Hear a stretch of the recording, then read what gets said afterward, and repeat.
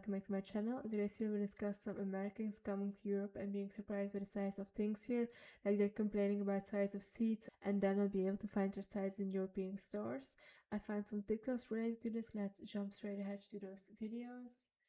3 reasons why I struggle to eat healthier after moving to Europe as an American expat. Most fruits and vegetables are sold loose without plastic packaging, meaning people may have already touched it with their hands. How is this sanitary? Just wash them and you get home, you buy them, you wash them and you put them in the fridge. Is that easy? It is completely normal in Europe for fruits and vegetables to be sold with dirt on them. Yeah, vegetables, yes. Fruits, I don't think so, but vegetables, yeah. You cut them, you wash them, and you cook with them. How is this not a health hazard? Bread in Europe goes already bad after one day. One day is a stretch, but after 3 days the bread will become stale. That's very much true because we use less preservatives in our bread. What I currently do, if I buy a loaf of bread, I put it in the freezer, and then once I want bread, I will take out the slices that I want, defrost them, and then use them straight away. You can only eat 2 slices and then have to throw away the rest. Y'all can tell by looking at me. I'm a big girl, okay? Yes, I'm big, but I do not wait to get skinny to live my life. I think it's a good mindset to have. You don't have to stop living your life because you have a certain size. Maybe she's working on it, maybe she's not. I don't know this woman. Maybe she is, maybe she isn't. But if you are, you don't have to wait until you hit the goal to be able to live your life. Like in this case, she wants to travel. Don't wait like I want to be this size or this size. You can do that. You can actively work to have a certain size or do whatever you want to do, like hit a certain fitness goal or whatever. But don't stop living your life until you hit that goal, because time keeps going away, and maybe you once you reach that goal you're like, oh my god, 5 more kilograms and stuff like that. Like you keep pushing the goal and live your life in the know. You don't know what tomorrow brings. So today we're taking this big old booty and we are taking an international flight. Really, it's just like an inside of Europe flight. And I have heard that seats on these kind of planes are tiny. And dumb old me booked the seat that said it had extra space. Please look at that.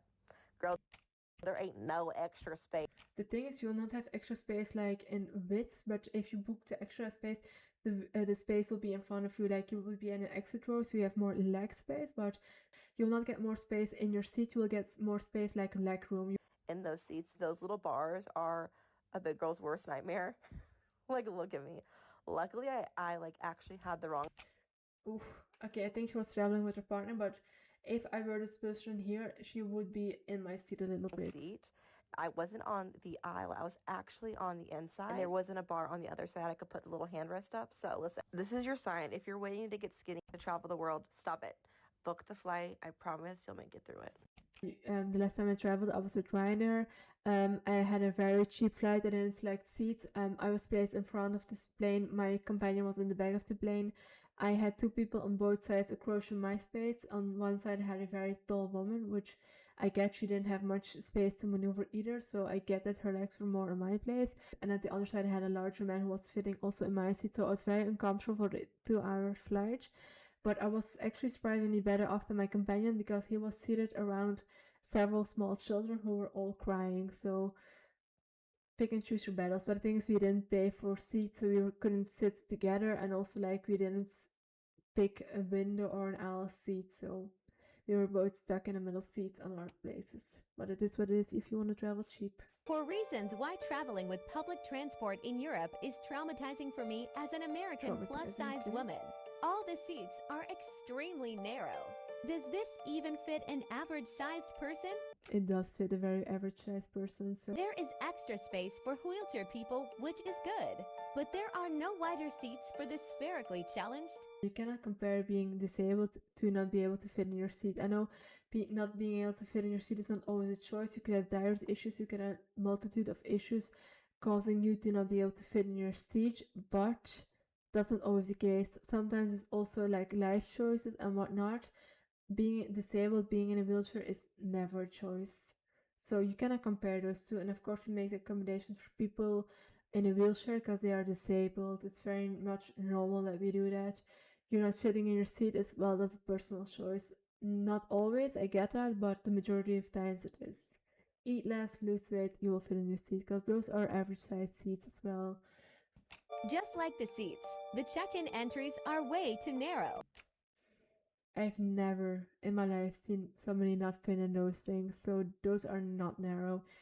What they do have, in case you don't fit those, they usually have one where you can pass with a buggy or a wheelchair as well. So if you don't fit in these, which again I've never seen anybody not been able to fit in these, use the one where you can use a buggy or with a wheelchair. It's bigger, you should be able to fit there then. I feel so dehumanized when people watch me struggle to get through the gates. Also, how does someone with a wheelchair even fit through this? They will have a special one, especially for wheelchairs. So the platforms can only be reached by steep and very long stairs. Again, coming back to your wheelchair, there will be an elevator. Because again, people with wheelchairs, of course, cannot go up there. People with a buggy cannot go up there. Buggy might can if there were two people and they can lift the buggy up. But there also is an elevator. But there's not that many stairs. But okay. There are escalators sometimes, but they are always broken. Do they do this on purpose? There is a huge gap between the platform and the train entrance. It makes me feel very anxious. There is occasionally a gap between the platform and the train. It's because you have so many different types of train and the platforms are old, and all different types of trains should be able to reach the platform. So occasionally with certain types of trains you will have a gap. But I don't get why you would be anxious about that, because if you cannot get between those gates, I promise you, you will not be able to get in this gap as well. So it's like a foot ride, you can just step over it. Time when I step into a train. And remember, my body isn't the problem. The system is. No, it's not. But it's not the system fault, it's a you issue, because the system is built around the average person in mind. Of course, like you mentioned before, like people in wheelchair are also not like average and they are included, but it's a very different situation. That's a disability. I'm not saying you controlled your size or your obesity, but it's sometimes a choice. You might be able to work on it, maybe not. I don't know your personal situation, but like it's a difference. Like again, like with the stairs, you can go up the stairs. You don't want to go up the stairs, but you can. Or maybe you cannot, but then it's definitely a personal choice, like work on your fitness, because there's not that many stairs that we've seen. But the system should adapt, because you cannot fit in your seat or cannot fit between the gates. That's a very personal issue. Could you imagine the cost if the system should adapt to every single person in a country? That's impossible. Like if one person doesn't fit the average, like it's that one person that needs to change, not the system. I'm sorry, but in this case you will need to drop the weight, you will need to be able to fit up the stairs. That's very much a you issue. You need to work on that to be able to do that. I'm sorry. Okay, let's go to this next clip. The question here where this person is reacting to is, what is it like shopping for clothes for plus sizes in Paris? The same question before I went to Paris, and what I found in my research is that there are no plus size clothing stores in Paris. So I made sure that I packed plenty of outfits that made me feel amazing and were also comfortable for walking around. None of the boutiques or thrift stores carried anything over an extra large, and those ran small. Hadn't done my research, it probably would have bothered me more, but as I had prepared myself, I planned on just shopping for mostly accessories while in Paris.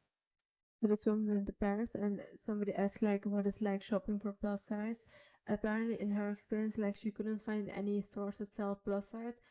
I'm sure there are some stores that will sell plus size, but I think the majority will sell to an XL and some maybe more, but you have to find those.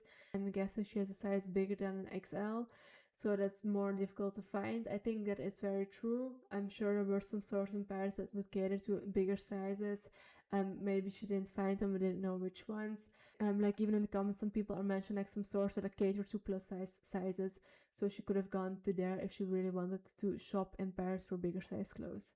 I just feel like European clothing, the way that it's sized, listen, I am a size American 10, 12, I got some hips, I got some curves, but I can't find any clothes whatsoever because everything is teeny tiny, and then my size here it's like a 46, 48, and I haven't been able to find anything, and it's a little bit frustrating because I want all the nice things, or at least to have like some piece of clothing that I was able to take home from this trip.